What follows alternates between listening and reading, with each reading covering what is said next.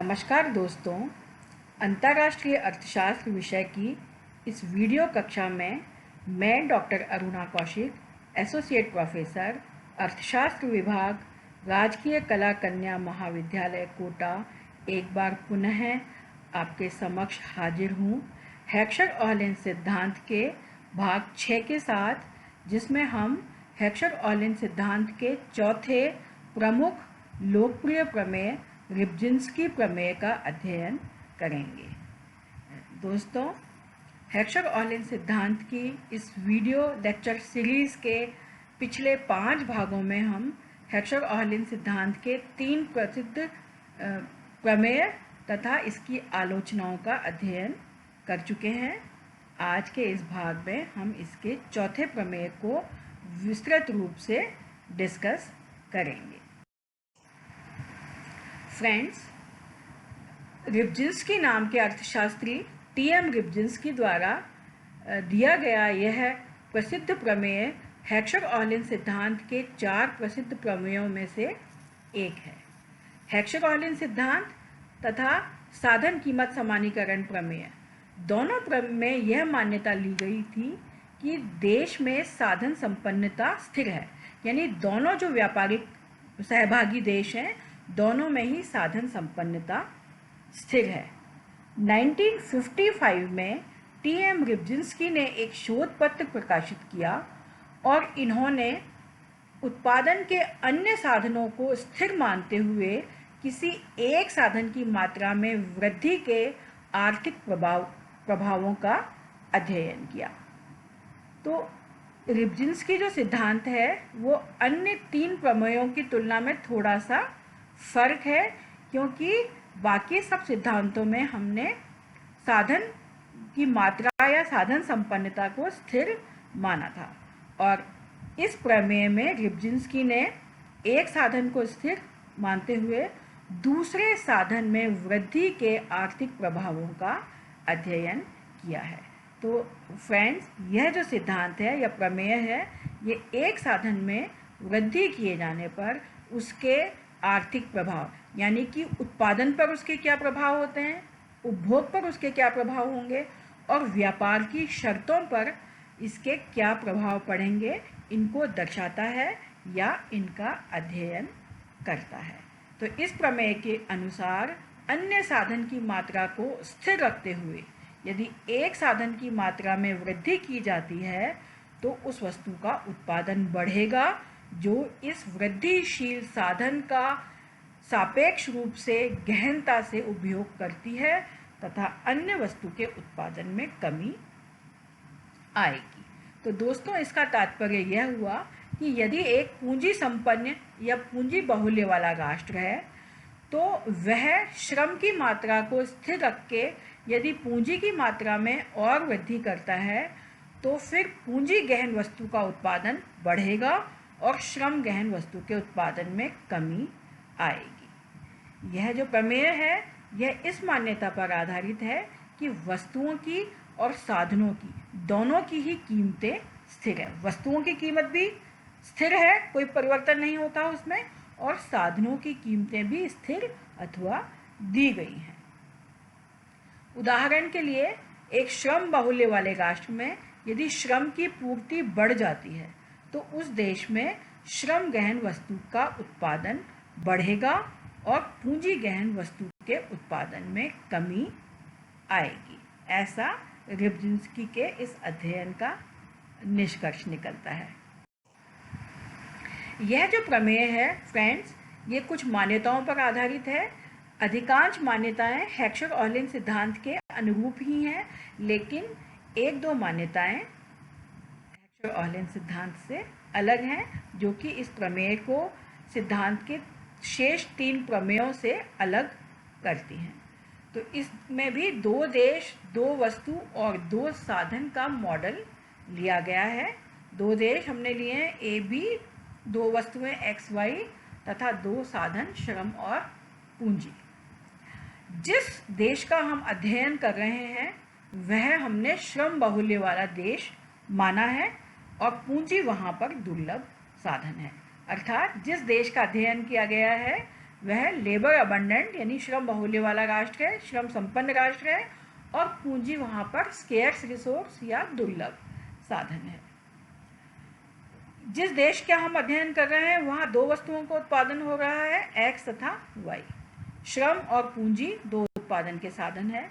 श्रम और पूंजी दोनों पूर्णतया गतिशील हैं तथा विभाज्य हैं।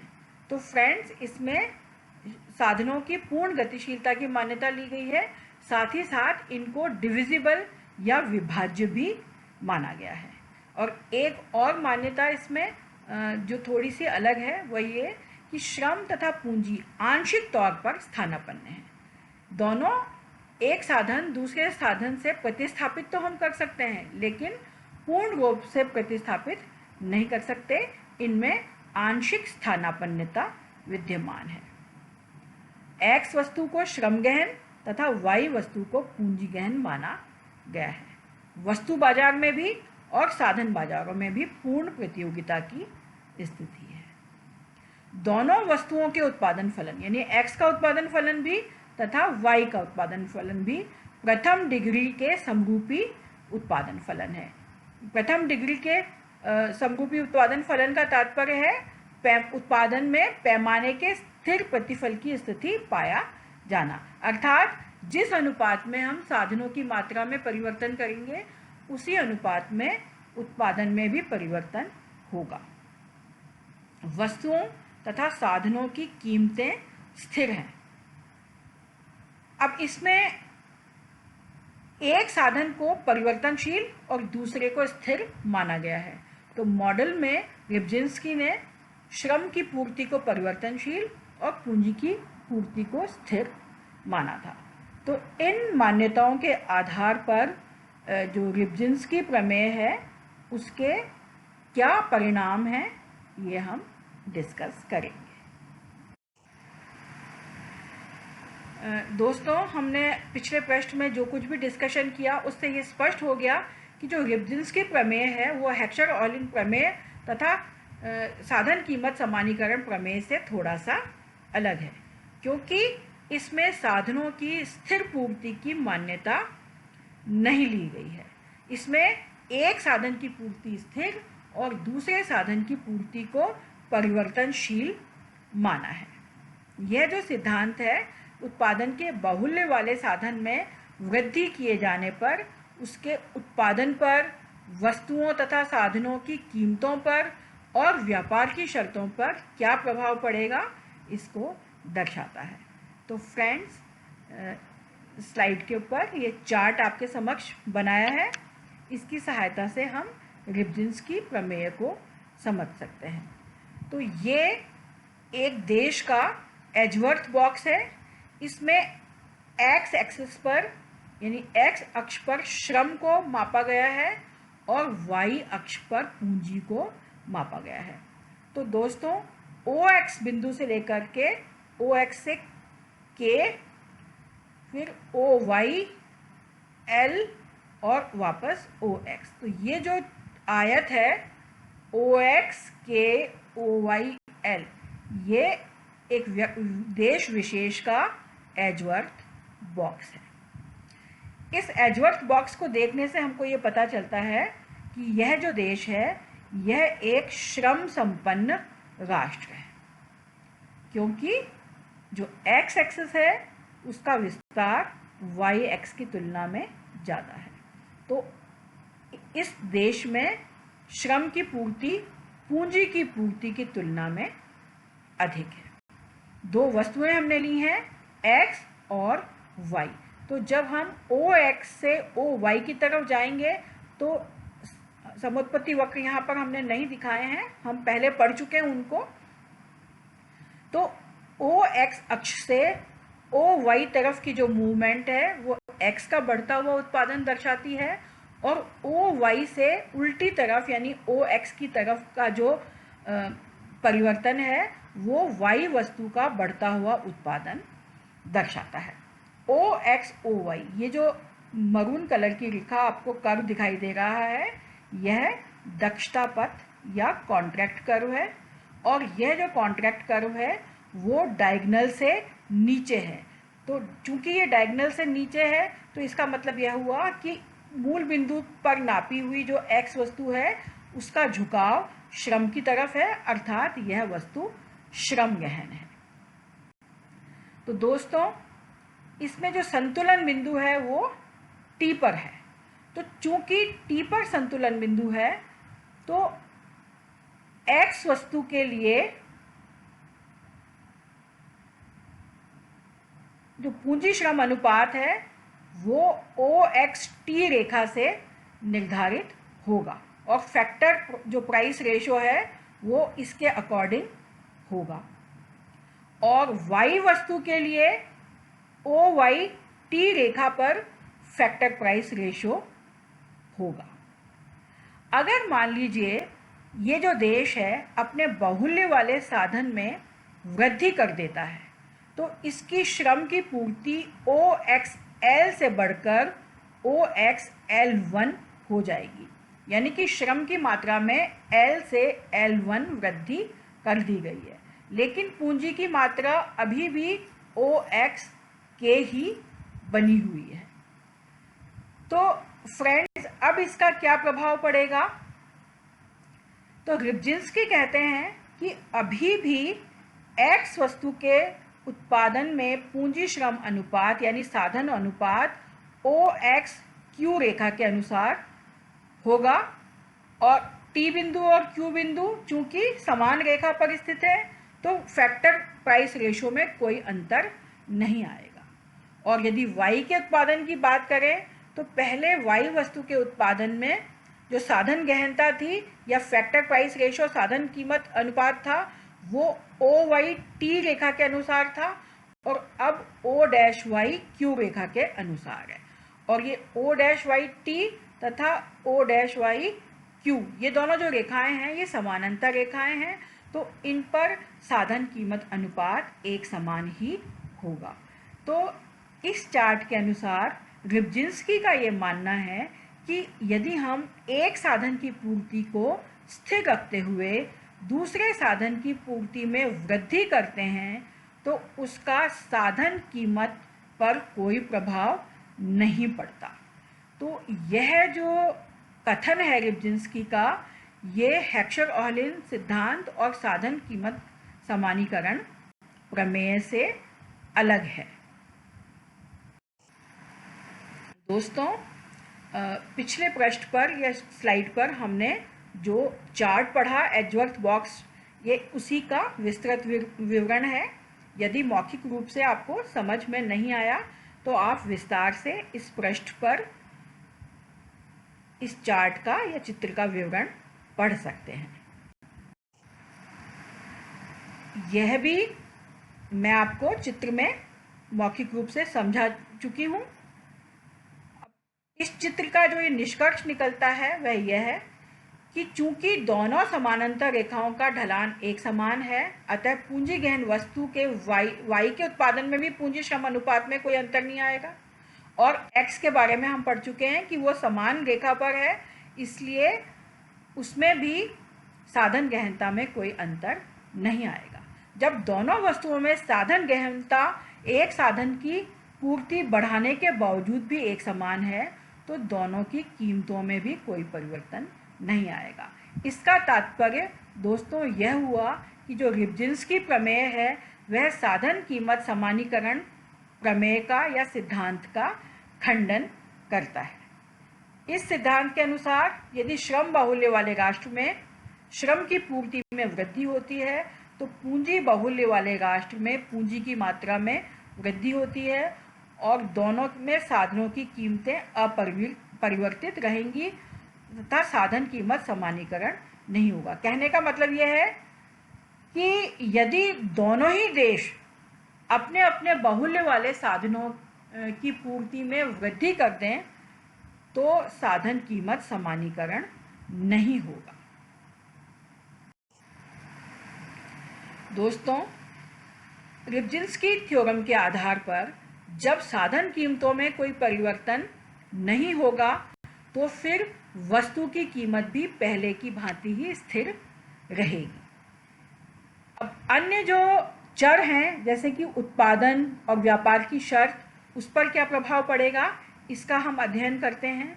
तो रिब्जिंस्की कहते हैं कि किसी एक साधन की पूर्ति में वृद्धि का सबसे अधिक प्रभाव उत्पादन के आकार पर पड़ेगा। मूल बिंदु से उत्पादन संतुलन बिंदु की दूरी चित्र में जो अभी हमने पढ़ा उत्पादन के आकार को बढ़ाती है। यह दूरी जितनी अधिक होगी वस्तु का उत्पादन भी उतना ही ज़्यादा होगा। दोस्तों, जो चित्र हमने पढ़ा उसमें पहला हमारा जो संतुलन का बिंदु था वो T बिंदु था और X वस्तु का उत्पादन OXT दूरी पर था। और जब हमने श्रम की मात्रा में L से L1 की वृद्धि कर दी, उसके बाद में उत्पादन का जो बिंदु था वो OXQ डिस्टेंस के बराबर हो गया। तो OXQ जो डिस्टेंस है वो OXT से ज़्यादा है। तो इसलिए श्रम का जो X वस्तु है उसका उत्पादन में वृद्धि हुई, श्रम की पूर्ति में वृद्धि होने के कारण। तो दोस्तों, जब हमने बाहुल्य वाले साधन का उपयोग या पूर्ति बढ़ाई तो उस साधन का गहनता से प्रयोग करने वाली जो X वस्तु थी उसके उत्पादन में पहले की तुलना में वृद्धि हो गई। अब Y पर क्या प्रभाव पड़ा? तो जो दूसरी वस्तु है Y, जो कि अन्य साधन का गहनता से प्रयोग करती है, उसका उत्पादन बिंदु पहले जो था वो OYT के बराबर था और बाद में यह OYQ के बराबर हो गया, जो कि पहले से कम है। तो दोस्तों, इससे क्या निष्कर्ष निकला कि जब हमने एक साधन को स्थिर रखते हुए दूसरे साधन की मात्रा में वृद्धि की तो उस वस्तु के उत्पादन में तो निरपेक्ष वृद्धि हुई, जो कि वृद्धिशील साधन का गहनता से प्रयोग करती है, लेकिन अन्य वस्तु के उत्पादन में निरपेक्ष रूप से कमी होती है। तो यह विश्लेषण ये बताता है कि जो दोनों वस्तुओं की कीमतें हैं ये स्थिर ही रहेंगी, इन पर कोई प्रभाव नहीं पड़ेगा। ऐसा क्योंकि यदि वस्तुओं की कीमतों में परिवर्तन होगा तो फिर वस्तुओं के उत्पादन की मात्रा भी स्थिर नहीं रह सकती। तो साधन की कीमत यदि स्थिर रहती है तभी ये परिणाम संभव है। तो इसका तात्पर्य यह हुआ फ्रेंड्स कि दोनों उद्योगों में पूंजी श्रम अनुपात जो है वो स्थिर ही रहेगा। अब ये इसमें एक विरोधाभासी स्थिति पैदा होती है कि जब हम एक साधन की मात्रा बढ़ा रहे हैं तो फिर पूंजी श्रम अनुपात स्थिर कैसे रहा? दो साधन थे और हमने एक साधन की मात्रा में वृद्धि कर दी तो पूंजी श्रम अनुपात तो बदल गया और जो परिणाम आ रहा वो ये कि पूंजी श्रम अनुपात स्थिर रहना चाहिए, तभी ये जो रिजल्ट है ये आएगा। तो ये जो परिणाम है ये विरोधाभासी परिणाम है। दोस्तों, इस संबंध में यह प्रश्न उठना स्वाभाविक है कि रिब्जिंस्की प्रमेय में इस प्रकार के परिणाम क्यों प्राप्त हुए। तो इस संबंध में कई शोध हुई और यह तर्क दिया गया कि श्रम की पूर्ति में जितनी वृद्धि हुई है वह समस्त श्रम गहन वस्तु के उत्पादन में लगा दी गई तथा जो पूंजी गहन उद्योग था वहाँ से भी कुछ श्रम हटकर श्रम गहन उद्योग में आएंगे और उनके साथ साथ कुछ पूंजी भी पूंजी गहन उद्योग से श्रम गहन उद्योग में हस्तांतरित होगी। परिणाम स्वरूप X वस्तु के उत्पादन में वृद्धि होगी और जो पूंजी गहन Y वस्तु है उसके उत्पादन में कमी होगी, लेकिन दोनों उद्योगों में पूंजी श्रम अनुपात स्थिर ही रहेगा क्योंकि हमने श्रम गहन वस्तु के उत्पादन में श्रम की मात्रा बढ़ाई, साथ ही साथ पूंजी की मात्रा भी बढ़ाई और पूंजी गहन जो वस्तु थी उससे हमने पूंजी की मात्रा को कम कर दिया। तो पूंजी श्रम अनुपात स्थिर ही रहेगा तथा साधन कीमतें तथा वस्तुओं की कीमतें भी स्थिर ही रहेंगी। तो यह सिद्धांत कहता है कि यदि श्रम की पूर्ति में निरंतर वृद्धि होती रहे तो शीघ्र ही X वस्तु के उत्पादन में जो देश है वो पूर्ण विशिष्टीकरण प्राप्त कर लेगा। यानी कि अगर श्रम बाहुल्य वाला जो देश है उसमें श्रम की पूर्ति बढ़ती रहती है तो एक्स वस्तु का जो उत्पादन है वो बढ़ता चला जाएगा और वो जो देश है वो एक्स वस्तु के उत्पादन में फिर कंप्लीट स्पेशलाइजेशन या पूर्ण विशिष्टीकरण की स्थिति को प्राप्त कर लेगा। और वस्तुओं की कीमतों में चूंकि कोई परिवर्तन नहीं होगा, और रिब्जिंस्की जो थ्योरम है वो कहती है कि कीमतों में वस्तुओं की स्थिरता बनी रहती है। तो जब वस्तुओं की कीमतों में स्थिरता रहती है तो फिर व्यापार की जो शर्तें हैं वो भी अपरिवर्तित रहेंगी। तो इसका मतलब क्या हुआ कि यद्यपि एक साधन की पूर्ति में निरंतर वृद्धि हो रही है लेकिन कीमतें स्थिर हैं और स्थिर कीमतों की मान्यता के साथ सामान्य संतुलन की स्थिति बनी हुई है, तो यह सामान्य संतुलन के सिद्धांत के साथ तर्क संगत नहीं कही जा सकती। जो अध्ययन है वो ये कहते हैं कि एक तरफ तो हम एक साधन की पूर्ति में निरंतर वृद्धि करते चले जा रहे हैं और दूसरी तरफ कीमतों को स्थिर मान रहे हैं। तो जो जनरल इक्विलिब्रियम एनालिसिस की जो मान्यता है उसके साथ ये जो सिद्धांत है ये कंसिस्टेंट नहीं है, तर्क संगत नहीं है। और यदि हम ऐसा मान भी लें तो ऐसा तभी संभव है जबकि दोनों में से एक वस्तु, खास तौर से जो पूंजी गहन वस्तु है, वो एक इन्फीरियर गुड हो, निकृष्ट वस्तु हो।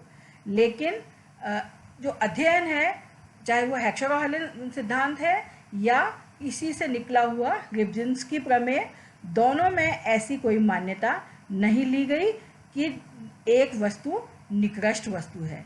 दोनों ही वस्तुओं को सामान्य वस्तु सिद्धांत के अंतर्गत माना गया है। दोस्तों, जब हम एक साधन की पूर्ति बढ़ा रहे हैं तो सामान्य संतुलन की स्थिति केवल तभी संभव है जबकि वृद्धिशील साधन की कीमत में कमी आए। जब हमने श्रम की पूर्ति बढ़ाई है तो श्रम की कीमतों में सामान्य संतुलन सिद्धांत के आधार पर कमी आनी चाहिए। अब फ्रेंड्स, अगर ऐसा होता है तो जिस साधन की पूर्ति में वृद्धि हो रही है उसकी व्यापार की शर्तें प्रतिकूल हो जाएंगी, क्योंकि हम एक साधन की मात्रा या पूर्ति बढ़ा रहे हैं और उसकी कीमत घट गई, तो फिर व्यापार की शर्तें प्रतिकूल हो जाएंगी। इसको हम चित्र की सहायता से समझ सकते हैं। फ्रेंड्स, इस स्लाइड के ऊपर जो ये पहला चार्ट बना है, ये अभी हमने 2-3 स्लाइड पहले इसको डिटेल में समझा। एक बार मैंने पुनः आपके सामने ये चित्र बनाया है जिससे कि दोनों चार्ट में तुलना करने में हमको सहायता मिले। तो दोस्तों, ये ए देश का एजवर्थ बॉक्स है OXKOYL। इसके आधार पर हमने यह उत्पादन संभावना वक्र बनाया है इस देश का A1।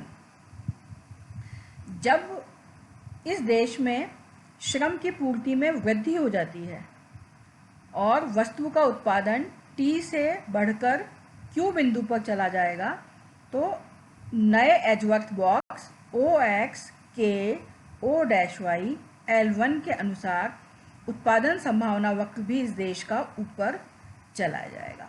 चूंकि हमने ये देखा कि ऊपर वाले उत्पादन संभावना वक्र में तुलनात्मक रूप से X का जो उत्पादन है वो बढ़ा है और Y का जो उत्पादन है वह तुलनात्मक रूप से कम हुआ है।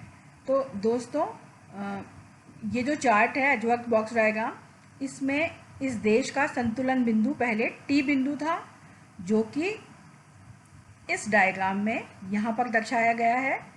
उत्पादन संभावना वक्र को अंतरराष्ट्रीय कीमत रेखा P0 T बिंदु पर स्पर्श कर रही है। तो यह T बिंदु संतुलन का बिंदु होगा उत्पादन का। नई स्थिति में जबकि एजवर्थ बॉक्स OX से बढ़कर OL1 हो जाता है, नया उत्पादन संभावना वक्र होगा A2 A3। अब चूंकि हमने कीमत स्थिर रहने की मान्यता ली है, तो जब वस्तुओं की कीमतें स्थिर रहेंगी तो जो नई अंतर्राष्ट्रीय कीमत रेखा है वो बदलेगी नहीं बल्कि वही रहेगी। तो हम जानते हैं कि जो समानांतर रेखाएं हैं उनमें कीमत अनुपात सेम रहता है। तो फ्रेंड्स, P0 और P1 ये दोनों समानांतर कीमत रेखाएं हैं। तो इन दोनों के ऊपर साधन कीमत अनुपात समान है। अब तो पहले वाली जो कीमत रेखा थी P0 T बिंदु पर स्पर्श कर रही थी उत्पादन संभावना वक्र A1 को, और अब नई जो अंतर्राष्ट्रीय कीमत रेखा जिसमें कि कीमत अनुपात समान है वो Q बिंदु पर नए उत्पादन संभावना वक्र को स्पर्श करती है। तो इस देश का जो संतुलन बिंदु है वो Q होगा। तो फ्रेंड्स, हमको दिखाई दे रहा है कि T से Q का जो हमारा डिस्टेंस है, इसमें X वस्तु का उत्पादन तो TQ मात्रा में बढ़ा है, लेकिन Y का जो उत्पादन है वो स्थिर है। इसका मतलब तुलनात्मक जो उत्पादन है उसमें कमी आ गई है। तो Y का उत्पादन पहले भी इतनी मात्रा में होता था, अगर मैं आपको बताऊं तो इसको एक्सटेंड करके यहाँ तक, और अभी भी इतनी ही मात्रा में हो रहा है, लेकिन X का जो उत्पादन है वो पहले यहाँ था और अब इतना हो गया फ्रेंड्स। और जो Y है उसका उत्पादन पहले भी OY था और अभी भी OY है, लेकिन X का पहले OX1 था और अब OX2 हो गया, तो I है। तो मैं इसको मिटा देती हूँ फ्रेंड्स, आपको समझाने के लिए मैंने ये बनाया था।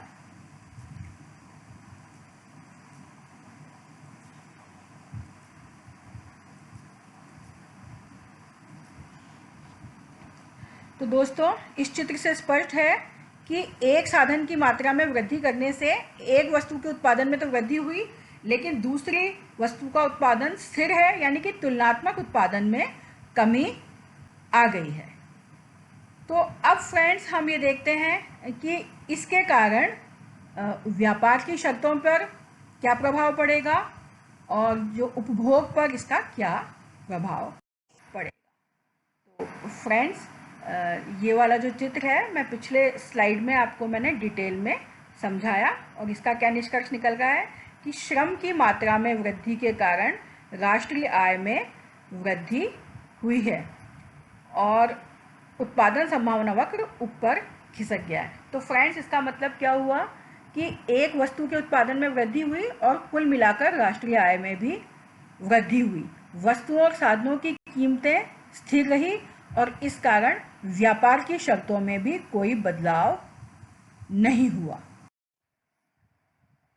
फ्रेंड्स, राष्ट्रीय आय बढ़ने की स्थिति में भले ही एक वस्तु का उत्पादन बढ़ने से ही राष्ट्रीय आय बढ़ी हो, दोनों वस्तुओं की जो मांग है वो बढ़नी चाहिए। जब राष्ट्रीय आय बढ़ती है तो हम अपनी आय का हिस्सा दोनों ही वस्तुओं के उपभोग में लगाते हैं। तो यदि दोनों वस्तुओं की मांग बढ़ती है तो X वस्तु की जो कीमत है वो अभी जो पिछले चित्र में दिखाई गई है उसकी तुलना में सापेक्ष रूप से कम होगी, तथा Y वस्तु की जो कीमत है वो सापेक्ष रूप से बढ़ेगी।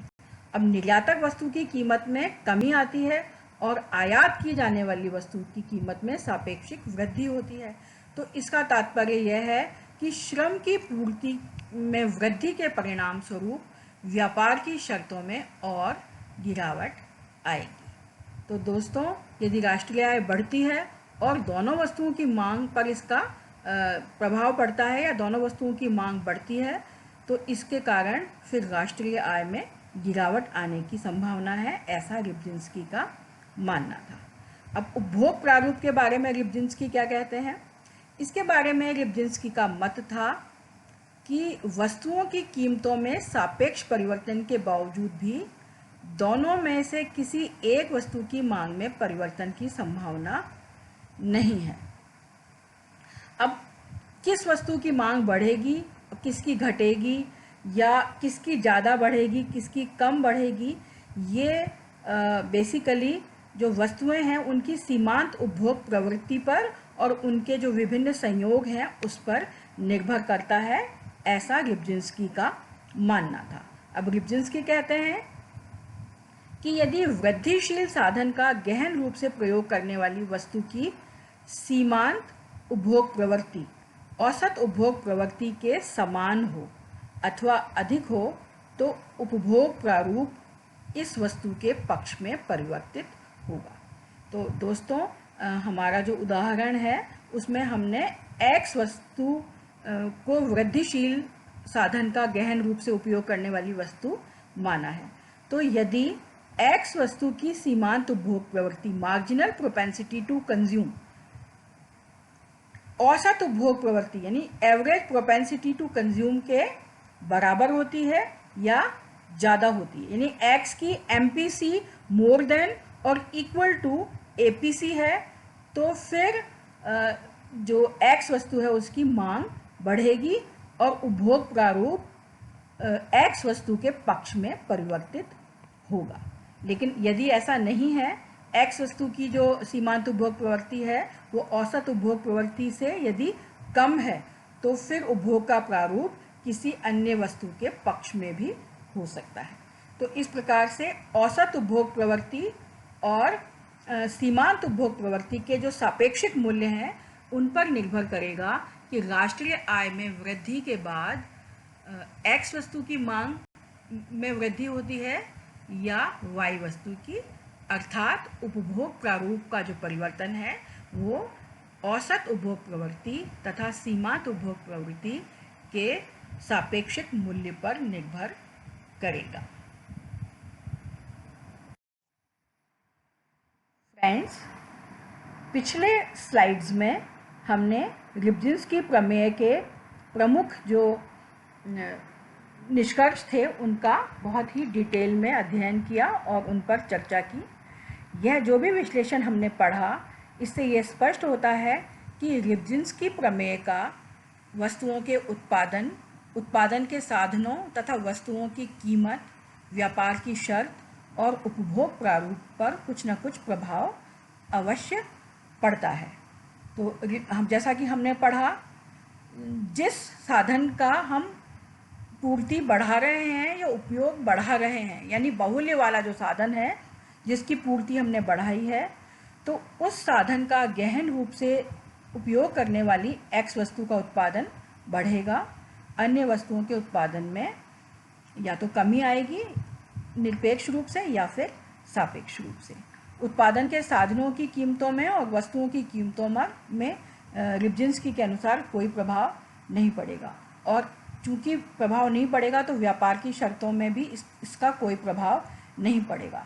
लेकिन हमने देखा कि एक वस्तु का उत्पादन बढ़ रहा है और उत्पादन संभावना वक्र चूंकि ऊपर चला गया था चित्र में, तो इसका मतलब राष्ट्रीय आय में वृद्धि हुई है।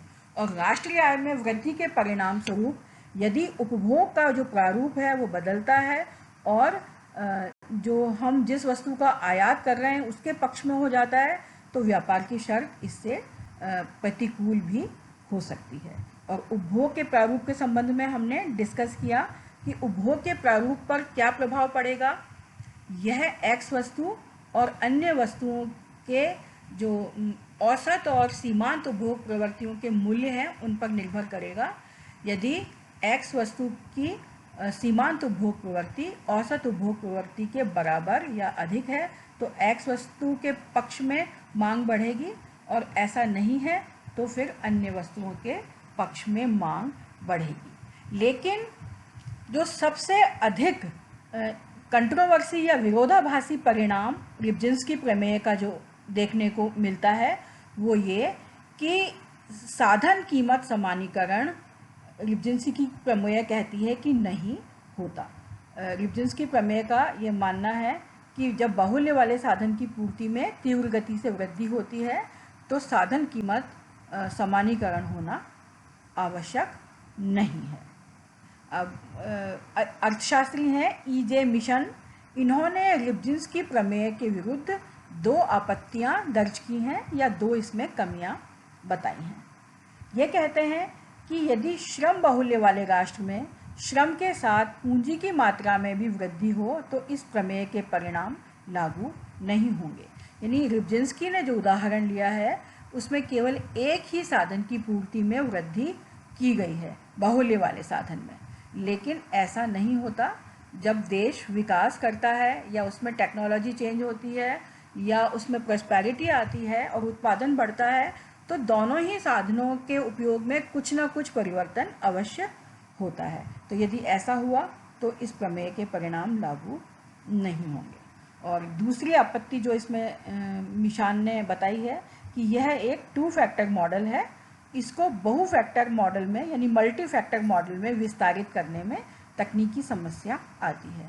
हमने अर्थशास्त्र के बहुत सारे ऐसे सिद्धांत पढ़े हैं जिसमें कि हमने 2 वेरिएबल लिए हैं और वो दो डायमेंशनल हम ग्राफिकल मॉडल से उनको समझते हैं, लेकिन यदि हम चाहें तो उनको ज़्यादा चर लेकर भी सामान्य संतुलन में उनका विस्तार हम कर सकते हैं, लेकिन रिब्जिन्स्की थ्योरम में ऐसा करना कठिन है, ऐसा निशान का कहना है।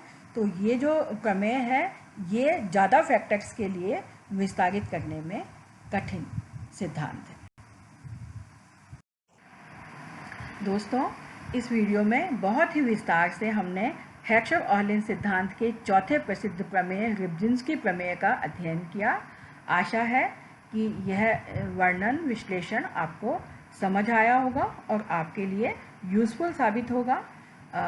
आप में से जो भी इस टॉपिक को, विषय को और विस्तार से पढ़ना चाहते हैं तो उनके लिए कुछ अच्छी किताबें इस स्लाइड पर रिकमेंडेड हैं। इनकी सहायता से आप इसका विस्तृत अध्ययन कर सकते हैं। आज के लिए इतना ही काफ़ी है फ्रेंड्स। हेर्ट्ज़-ओह्लेन सिद्धांत इन 6-7 वीडियो लेक्चर्स में हम बहुत ही विस्तार से समझ चुके हैं।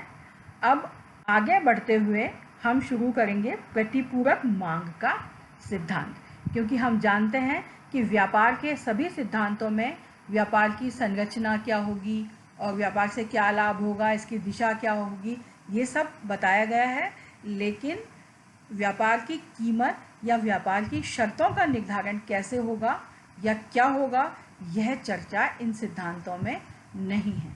तो अगले वीडियो लेक्चर सीरीज से हम शुरू करेंगे प्रतिपूरक मांग सिद्धांत, जिसके आधार पर कि टर्म्स ऑफ ट्रेड का या व्यापार की शर्तों का निर्धारण किया जाता है। तब तक के लिए नमस्कार दोस्तों।